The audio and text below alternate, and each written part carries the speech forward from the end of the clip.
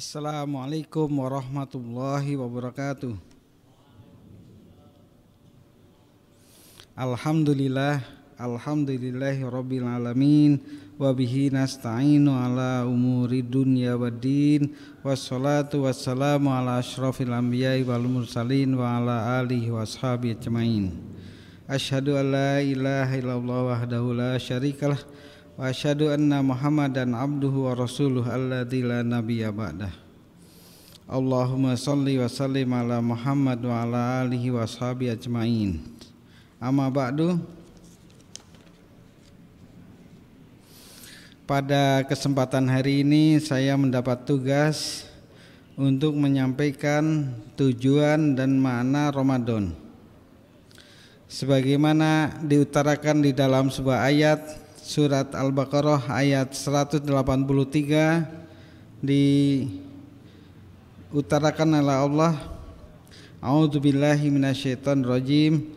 Ya ayyuhalladzina amanu kutiba alaikumusiyam kama kutiba alal ladzina min qablikum la'allakum tattaqun. Wahai orang-orang yang beriman, telah diwajibkan atas kalian untuk menunaikan saum Ramadan sebagaimana telah diwajibkan kepada umat-umat sebelum kalian, agar kalian bertakwa kepada Allah. Jadi target dari tujuan saum adalah takwa. Ketakwaan inilah yang menjadi ukuran apakah seseorang di dalam menunaikan saumnya itu telah tercapai targetnya itu. Maka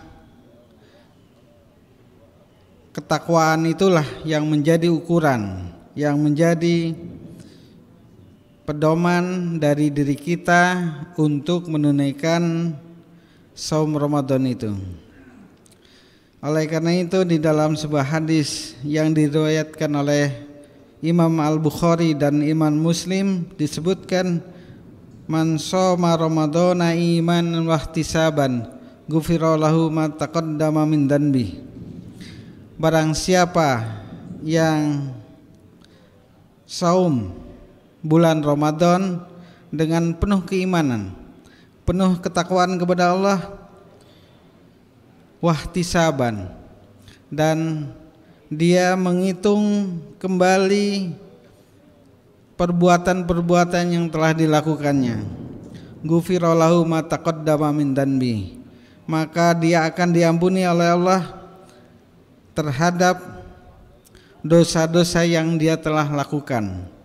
Jadi saum Ramadan itu merupakan saat kita menerima bonus, saat kita menerima pahala dari Allah dengan ukuran pahala yang tidak terbatas.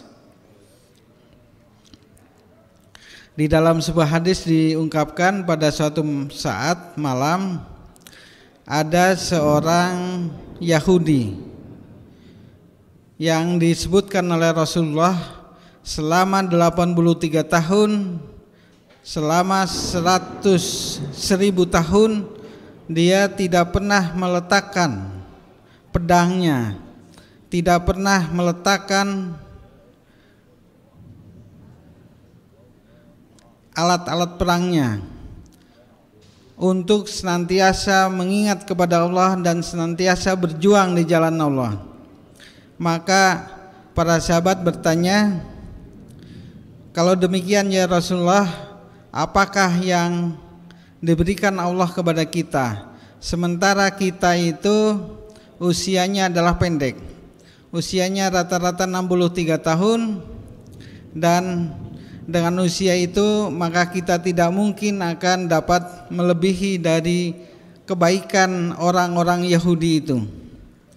Maka kemudian Rasulullah menyebutkan surat Al-Baqarah ayat 183 yang telah Allah sampaikan, yang telah Allah turunkan, yaitu pada tahun kedua dari hijrah.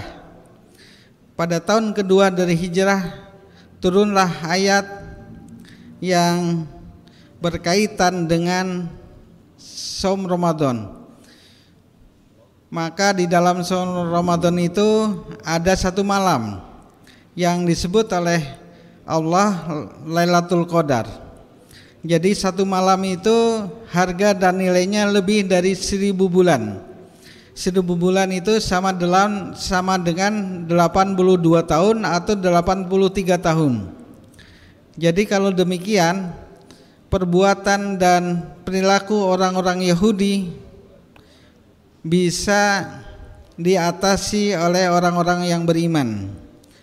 Kalau orang-orang beriman mendapatkan Lailatul Qadar pada satu malam, maka pahalanya akan dia dapatkan dengan pahala yang luar biasa, yang banyak, yang tidak terhitung pahalanya. Oleh karena itu, dia juga diampuni oleh Allah. Bukan saja mendapat pahala, dia juga diampuni oleh Allah dosa-dosanya dari dosa yang dia lakukan dan dosa yang telah dia kerjakan. Kemudian di dalam sebuah ayat dalam sebuah hadis riwayat Bukhari dan Muslim juga disebutkan, an Abi Hurairah anna Rasulullah sallallahu alaihi wasallam qala idza jaa ramadhanu futihat abwabul jannah wa ghulliqat abwabun nar wa suddifatis syayatin. Diriwayatkan dari Abu Hurairah, sungguhnya Rasulullah sallallahu alaihi wasallam bersabda, jika datang Ramadan, pintu-pintu surga dibuka, pintu-pintu neraka ditutup, dan setan-setan dibelenggu, setan-setan dirantai oleh Allah. Oleh karena itu, pada bulan suci Ramadan inilah kita harus bisa mengendalikan hawa nafsu, karena sumber kekuatan yang dimiliki oleh setan itu di dalam hawa nafsu. Di dalam hawa nafsu itulah setan menitipkan beberapa perbuatan dan perilakunya. Maka kita harus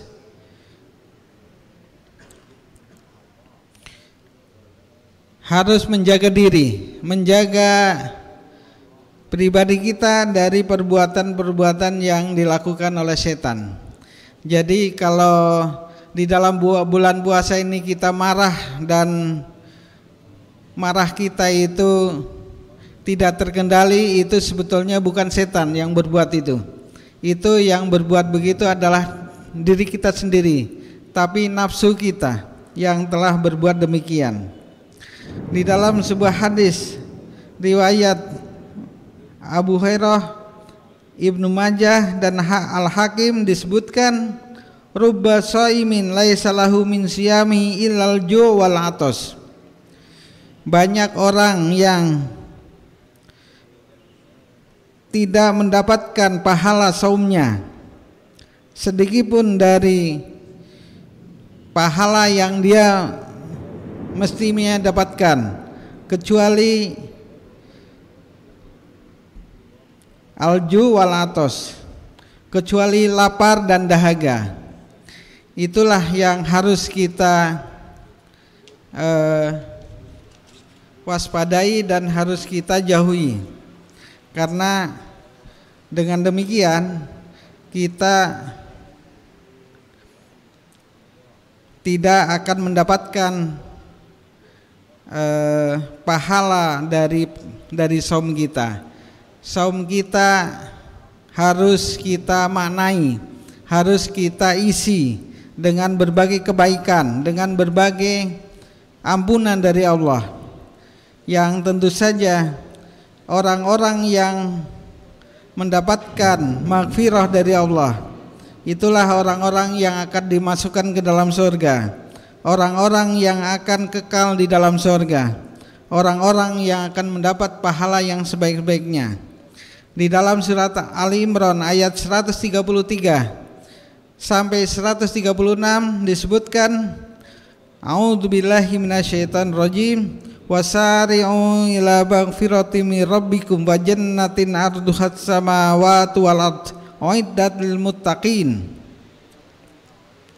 Dan bersegeralah kamu sekalian kepada ampunan dari Tuhan kalian yang di dalamnya ada jannah, ada surga yang seluas langit dan bumi. Uiddat lil muttaqin, yang diperuntukkan dan yang disediakan untuk orang-orang yang bertakwa. Siapakah orang-orang yang bertakwa itu? Alladzina yunfikuna fis sarrai wad dharra, adalah orang-orang yang berinfak, orang-orang yang berzakat di kala sedang kelapangan atau sedang kesempitan. Wal kadhiminal ghaidha, dan mengekang dari nafsunya. Wal afina ninas, serta dia memberikan maaf kepada orang lain. Wallahu yuhibbul muhsinin, sungguhnya Allah mencintai orang-orang yang berbuat kebaikan. Walladzina idza fa'alu fahisyatan, dan orang-orang yang apabila berbuat fahisyah, berbuat dosa, berbuat kedzaliman, au dzalamu anfusahum, atau dia berbuat dolim kepada diri sendiri, dzakarullaha, kemudian dia ingat kepada Allah, fastaghfaru lidzunubihim, dengan mengingat Allah itulah Allah akan mengampuni dosa-dosanya. Wa may yaghfiru dzunuba illallah, dan siapakah yang akan mengampuni dosa kecuali hanya Allah. Walam yusiru ala ma fa'alu wa hum ya'lamun, dan dia tidak terus-menerus atas apa-apa yang dia kerjakan sementara dia mengetahui.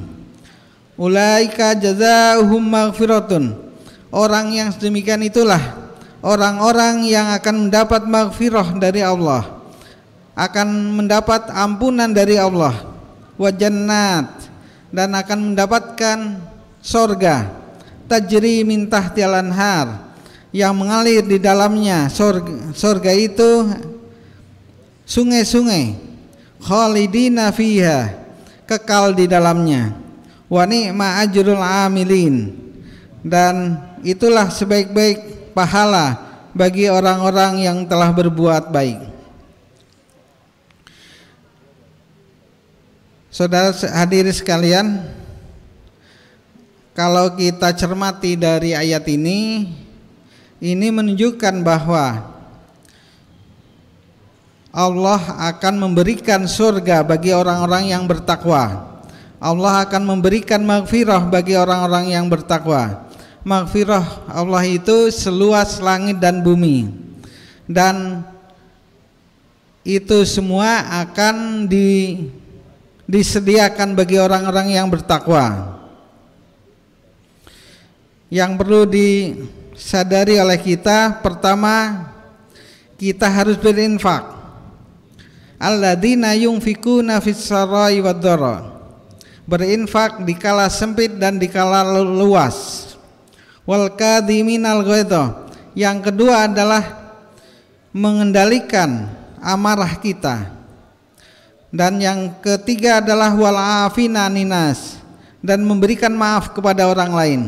Wallahu yuhibbul muhsinin, dengan demikianlah Allah mencintai orang-orang yang berbuat kebaikan.